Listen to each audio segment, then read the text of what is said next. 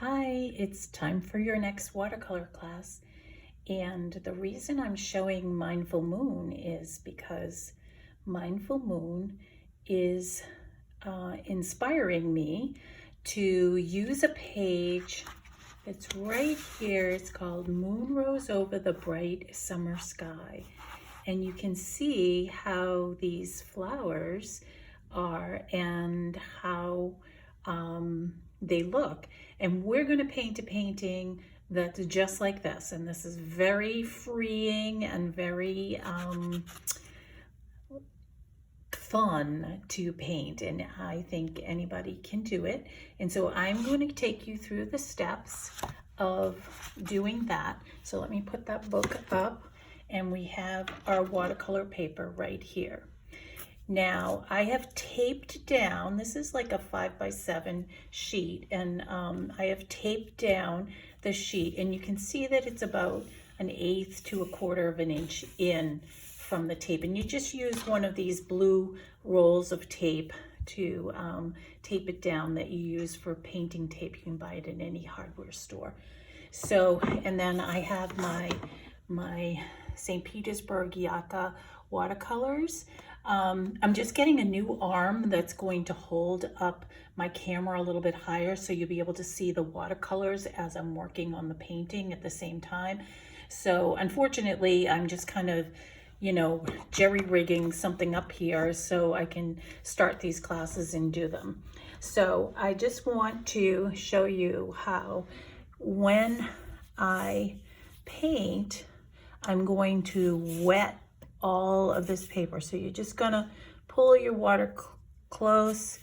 If you have a bigger brush, if you have like a mop brush, this is a I don't know what size this one is because it's been my Old Faithful brush for a while, and you can see that I'm just really like, don't be skimpy on your water because it will dry up pretty quickly on you. And so this is one of those exercises that you really need to get your now if this wasn't taped down, you would end up having your papers curl up all over the place on you.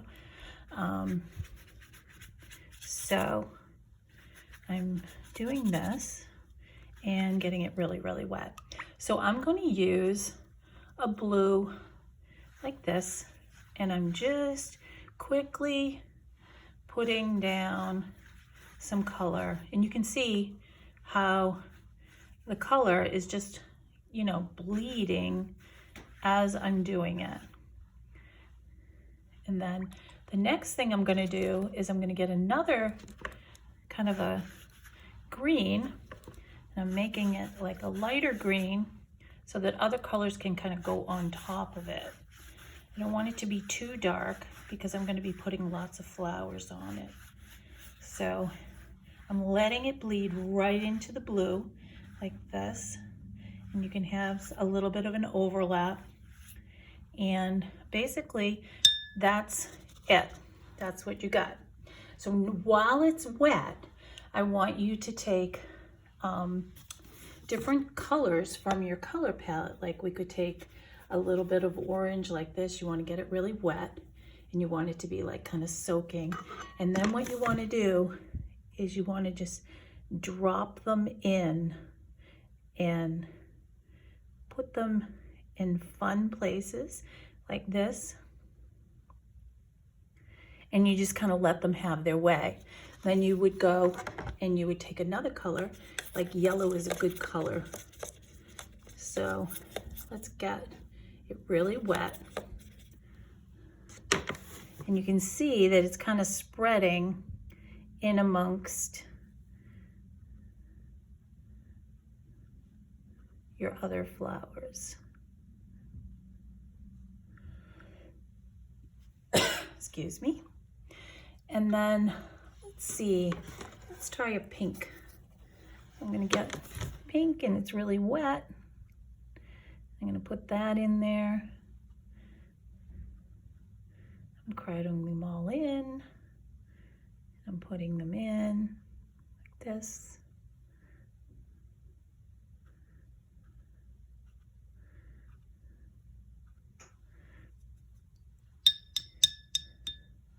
and maybe a different kind of a red like this.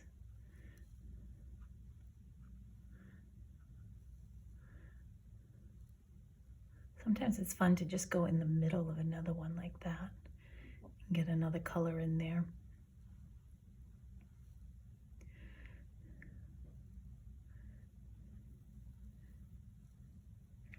Just spread your colors around. You can see how I'm jumping around and doing that like that. So once you have it like this, it's very wet right now and you don't want to lift up your painting. You want to leave it and let it dry and kind of see what happens to the whole thing. And we'll come back and we'll proceed with the details that we'll put in afterwards.